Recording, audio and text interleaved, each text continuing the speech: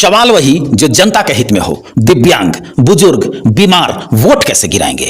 नशाखुरानी गिरोह बीच रास्ते में उस बेटा को लूट लेता है जो बड़ी मेहनत से एक साड़ी खरीद कर अपने मां के लिए छठ में लेकर आता है। रास्ते में उसे लूट लिया जाता है बेहोश करके। इसे रोकने के लिए क्या व्यवस्था है? अगर किसी पहचान पत्र या किसी कागज में त्रुटि हो तो वो वोट कैसे गिराएंगे? समस्या होगी तो किससे बात करेंगे? बहुत सारी ऐसी बातें जो सीधा जनता के हित से सरोकार रखता है। सामने सीतामढ़ी जिला के कलेक्टर हैं श्री रिची पांडे, संवाददाता हैं विकेश कुमार पूर्वे। जानिए क्या सवाल कर रहे हैं और डीएम सीतामढ़ी ने क्या जवाब दिया है, क्या संदेश है आपके नाम। सर, बाहर से लोग आते हैं दिल्ली मुंबई से कमा के, और उनके लिए कुछ स्टेशन पे विशेष व्यवस्थाएं नहीं की गई है। कई लोगों के साथ नशा भीड़ भाड़ वाली जब भी होता है, फेस्टिवल का दिन हो, तो उसमें नशा खुरानी वाला एक गिरोह है, वो ज्यादा एक्टिव हो जाता है। जो भी लोग रात्रि में आते हैं तो उनसे मतलब कि नशा खिलाकर सारा सामान लूट लिया जाता है। इस तरह से लूटा जाता है जैसे उस व्यक्ति से पूछा जाता है कि आपको कहाँ जाना है, जैसे वो बताया कि रीगा जाना है, तो यहाँ तक कहते हैं कि रीगा के वर्तमान में कई मतलब कि कैंडिडेट है, उनका भी नाम बताते हैं कि हम उनको जानते हैं, हम आपके के विधानसभा के हैं, चलिए दोनों आदमी चलते हैं। और स्टेशन से बाहर लाके उसको नशा वाला सामान खिला दिया जाता है, बाहर सुला दिया जाता है, ताकि लोगों को लगे कि उनके साथ का आदमी है, और सारा सामान चेक कर लेता है एक एक करके, जो भी कीमती सामान होता है वो लेके रफू चक्कर हो जाता है। देखिए, ये जब भी भीड़ भाड़ का समय रहता है और जो भी पर्व त्योहार का समय रहता है, जब बड़ी संख्या में जो ये हमारे जिले वासी वापस लौटते हैं, तो निश्चित तौर पर इस प्रकार की कई बार घटनाएं पूर्व में हुई हैं। तो इसके लिए जो हम लोग जो आरपीएफ है और जो हम लोग रेल पुलिस है, उनके साथ भी हम लोग लगातार समन्वय स्थापित करते हैं कि इस प्रकार की घटना घटित नहीं हो, और जो अवांछित तत्व है उन पर कड़ी निगरानी रखी जाए, और साथ ही साथ जो हम लोग के सीसीटीवी कैमरा वगैरह जो तैनात रहते हैं वो सब फंक्शनल रहे, ताकि इस प्रकार के जो भी असामाजिक तत्व हैं, आपराधिक तत्व हैं, उनको एक संदेश जाए कि इस प्रकार की अगर वो घटना को घटित करने का प्रयास करेंगे तो निश्चित तौर पर जो रेल पुलिस का प्रशासन है और जो हमारे पुलिस के प्रशासन की टीम है वो कड़ी कार्रवाई करेंगे। और साथ ही हम लोग ये भी अनुरोध करेंगे कि जो हमारे जो भी सम्मानित जिलेवासी वापस आ रहे हैं कि अगर यदि आप किसी व्यक्ति को मतलब नहीं जानते व्यक्तिगत रूप से, तो इस प्रकार से किसी प्रकार का खाना या किसी प्रकार का जूस या कोई भी चीजों का सेवन करना बिना किसी व्यक्ति से परिचित हुए बिना, ये अभी इस पे अंकुश लगाई जाए तो बेहतर रहेगा। कई बार ऐसा हुआ है कि और ज्यादा सामान रहता है तो गाड़ी में बैठा के ले जाता है, लोग 4 लाइन के नीचे गिरा देता है। कई बार मतलब स्टेशन पे छोड़ देता है। एक नया घटना है जो कि दिवाली के दिन मतलब एक कलकत्ता से व्यक्ति आ रहे थे कमाकर रिया साइड के, घर पे सब इंतजार कर रहा था कि अब आएंगे, लेकिन सुबह तक नहीं पहुंचे। तो उसका लड़का जब आया स्टेशन पे तो देखा तो बेहोशी की हालत में गिरा हुआ था, सारा सामान गिरा। कहीं ना कहीं ऐसे लोगों का भी कमी है जो लोग घटना हो जाने के बाद केस दर्ज नहीं करवाते, कहीं कंप्लेन नहीं करते। उन पे क्या कहिए ऐसा? तो देखिए, बिल्कुल उस पर केस दर्ज करें, और जो भी वहां पे हम लोग के रेल पुलिस है और जो सीतामढ़ी पुलिस है निश्चित तौर पर उस पर कड़ी कार्रवाई करेगी। और इस प्रकार के जो भी अगर कोई घटना होती है तो ये हम लोग के लिए एक बहुत ही गंभीर विषय है, और जरूर हम लोग इसको जो यहाँ के रेल अधीक्षक हैं, स्टेशन अधीक्षक हैं, उनके भी संज्ञान में लाएंगे कि इस प्रकार से अगर कोई भी घटना होती है, उनके भी अगर किसी कर्मी को इसकी जानकारी मिलती है तो अविलंब वो उसमें जो स्थानीय थाना है उनके माध्यम से समन्वय स्थापित करते हुए केस दर्ज जरूर करवाए जो भी उनके परिवार के निकट परिजन है, और निश्चित तौर पर उस पर कड़ी कार्रवाई हो और अनुसंधान जल्द से जल्द हो। सर, चुनाव को लेकर तमाम बूथ है, उस पे क्या बड़ बुजुर्ग जैसे कि दिव्यांग लोग हैं, इन लोगों के लिए बहुत सारे नियमावली में नियम आते हैं, लेकिन देखा यह जाता है, और पिछले बार लोकसभा के चुनाव की बात करें तो उस समय भी बताया गया था सर कि सारी व्यवस्था उपलब्ध होगी, लेकिन कुछ आदर्श केंद्र बनाए गए थे वहीं तक सीमित रह गया। क्या इस बार पूरे जिला में व्यवस्था हो पाएगी? नहीं, बिल्कुल व्यवस्था हर एक बूथ पे रहती है। हम लोग के जो स्काउट एंड गाइड के, एनसीसी और एनएसएस के वॉलंटियर्स रहते हैं, होम गार्ड की प्रतिनियुक्ति की जाती है, और इन लोगों का मुख्य उद्देश्य यही रहता है कि प्रॉपर तरीके से महिला पुरुषों का जो पंक्तिबद्ध तरीके से वो वोटिंग करें। साथ में जो भी दिव्यांगजन है या कोई भी हमारे वृद्धजन जाते हैं तो उसको जो हमारे वॉलंटियर्स हैं वो उनको बिल्कुल फैसिलिटेट करते हैं और उनको जल्द से जल्द अपने मताधिकार का प्रयोग करने के लिए मदद करते हैं। साथ ही साथ जितने भी हमारे बूथ है इसमें हम लोग सभी पर व्हीलचेयर की भी व्यवस्था कर रहे हैं। जो भी हमारे स्कूल के जितने भी मतदान केंद्र है वहां पर लोग स्कूल के निधि के माध्यम से व्हीलचेयर का क्रय करने का हमारा प्लान है, और साथ ही साथ जो अन्य बूथ है वहां पर हमारे जो सामाजिक सुरक्षा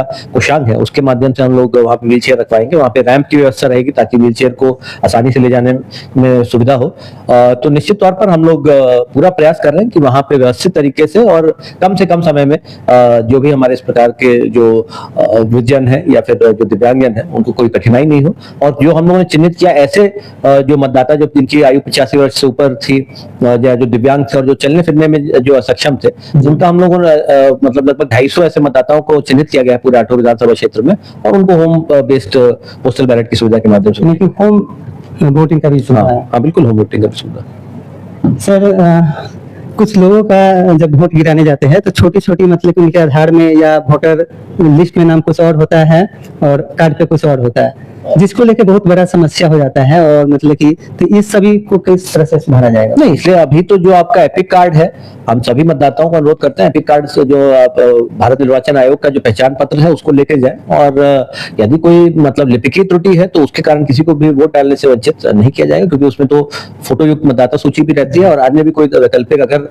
वहां के जो हमारे प्रिसाइडिंग ऑफिसर हैं, पोलिंग पार्टी, उनको लगता है तो वो कोई दूसरा वैकल्पिक दस्तावेज भी देख सकते हैं। और दूसरा है कि जो भी सभी हमारे राजनीतिक दल है या जो भी इंडिपेंडेंट कैंडिडेट है, उनके वहां पे पोलिंग एजेंट भी रहते हैं, तो जो पोलिंग एजेंट वहां पे है तो वो पहचान कर सकते हैं। यदि किसी को आपत्ति नहीं है और वो पहचान कर लेते हैं कि हाँ ये यहीं के स्थानीय व्यक्ति हैं, यहीं के मतदाता हैं, तो बिल्कुल वो निश्चित तौर पर अपनी वोटिंग कर सकते हैं, कोई दिक्कत नहीं। जैसे कार्ड पे नाम रहता है कि राम, उसका गलती से हो जाता है रामा, किसी व्यक्ति का पिक्चर पूरा क्लियर नहीं रहता है। नहीं, देखिए उसमें फॉर्म 8 वो भर के अगर पहले उन्होंने दिया होगा तो वो पहले सुधर भी गया होगा। फॉर्म 8 के माध्यम से फोटो आप नहीं लगा सकते हैं। अगर मान लीजिए एज में कई लोग हैं, जेंडर गलत हो जाता है, मेल का फीमेल हो जाता है, फीमेल का मेल हो जाता है, तो वो सब सुधार मैं आशा करता हूँ करा लिया होगा। अगर किसी कारणवश नहीं भी करा पाए हैं तो बहुत सारे अन्य भी वैकल्पिक दस्तावेज हैं जिसके माध्यम से वो अपना सत्यापन कर सकते हैं। और वहां पे पोलिंग एजेंट भी है, यदि कोई आपत्ति नहीं कर रहा है और वहां पे हमारे प्रिसाइडिंग ऑफिसर संतुष्ट है तो बिल्कुल अपना मताधिकार का प्रयोग कर सकते हैं। ऐसा मामला हमारे संज्ञान में नहीं कि इस कारण से किसी को वोट डालने से रोका गया। ऐसा आमतौर पे देखते हैं बूथ पे ऐसा होता नहीं, है। बूथ पे कभी ऐसा मैंने तो कभी नहीं देखा कि किसी को इसलिए वोट डालने से रोका हो क्योंकि स्पेलिंग में मिस्टेक है या राम का श्याम होगा, मतलब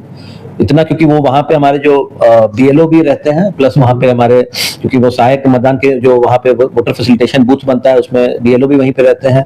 वहां पे जो पोलिंग एजेंट होते हैं वो भी उसी पोलिंग मतदान केंद्र के ही मतदाता होते हैं, तो सबको पता रहता है कि ये व्यक्ति स्थानीय है या नहीं। तो ऐसा होने की संभावना बहुत कम है कि किसी को डिनाई कर दिया जाए कि वो तभी है। सर चुनाव के समय है, लगातार तैयारियां चल रही है, आपके द्वारा भी देखा जा रहा है कि जो क्राउड वाला जगह होता है, भीड़ वाली जगह होता है, उन जगहों पे जाके अधिक से अधिक लोग मतदान करें, लोगों को जागरूक करते हैं। और कहीं ना कहीं इस बार अधिक से अधिक लोग मतदान करेंगे क्योंकि दिवाली और छठ पर्व भी है इसी बीच में, तो बाहरी लोग जो है जो कमाने के लिए बाहर गए थे वो लोग भी आ रहे हैं। और इस सभी बातों को लेकर क्या कहिएगा?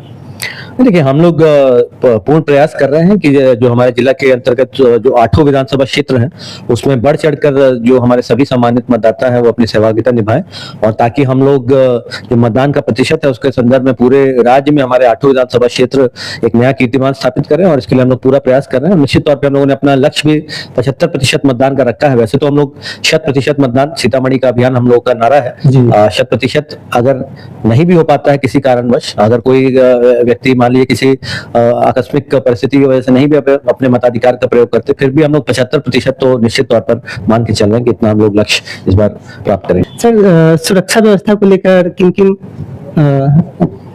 देखिए सुरक्षा व्यवस्था हम लोग को ऑलरेडी काफी पर्याप्त संख्या में, मतलब जो एसएसबी के काफी यहाँ पे कंपनीज मौजूद हैं, और हम आशा करते हैं कि 100 से अधिक कंपनी आने वाले फेज में भी हम लोग को मिलेगा प्रथम चरण के बाद। तो हमारे जितने भी मतदान जो भवन है, मतदान केंद्र भवन लगभग 1448, हर एक भवन पे हम लोग मान के चल रहे हैं कि वहाँ पे हम लोग मतलब पैरामिलिट्री फोर्स का डिप्लॉयमेंट कर पाएंगे। यदि नहीं भी अगर आता है तो हमारे पास बिहार पुलिस है और साथ में हम लोग होमगार्ड की भी प्रतिनियुक्ति करते हैं।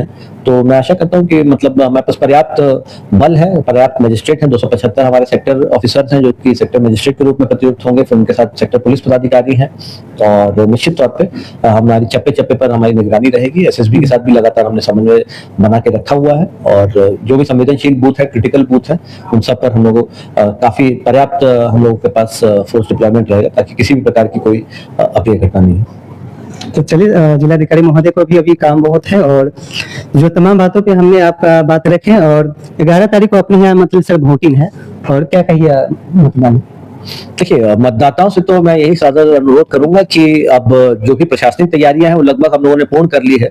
अब आपकी बारी है। लोकतंत्र में जो ये महती आपका जो भूमिका है, इसको आप लोग जरूर निभाएं। और विशेष तौर पे जो हमारे युवा मतदाता है, जो फर्स्ट टाइम वोटर है, 18 से 19 आयु वर्ग के, 20 से 29 आयु वर्ग के, महिलाएं हैं, वृद्धजन है, पुरुष हैं, कोई भी किसी भी श्रेणी के हो, मतलब सब लोग बढ़ चढ़ के आए। ये कोई एक छुट्टी का दिन नहीं है, अवकाश का दिन नहीं है, बल्कि एक बहुत ही महत्वपूर्ण दिन है। अपने मताधिकार, ये बिल्कुल जो एक संवैधानिक अधिकार है, उसको मतलब निर्वहन करने का ये एक, तो ये फंडामेंटल राइट भी है, एक तरह से फंडामेंटल ड्यूटी भी है कि आप वोट करिए। मतलब मैं तो इसी तरीके से समझता हूँ कि हम सब इसको अपनी एक जिम्मेदारी के रूप में इसको ले, एक अच्छा नागरिक होने के नाते, कि हम लोग अपनी जो व्यवस्था है उसको किस तरीके से आप सुधारना चाहते हैं, उसमें क्या बदलाव चाहते हैं, क्या परिवर्तन चाहते हैं, वो आप तभी अपनी बात रख पाएंगे जब आप अपने जो स्थानीय जनप्रतिनिधि हैं, अपने सरकार के जो मतलब उसका चयन है, उसमें कहीं ना कहीं अपनी सहभागिता निभाते हैं। तो मैं यही आशा करता हूं कि सीतामढ़ी जिले के जितने भी हमारे सम्मानित मतदाता हैं, बढ़ चढ़कर आप लोग वोटिंग के लिए आए, और निश्चित तौर पर हम लोग जो मतदान का प्रतिशत है उसमें एक नए कीर्तिमान स्थापित करेंगे सीतामढ़ी जिले में।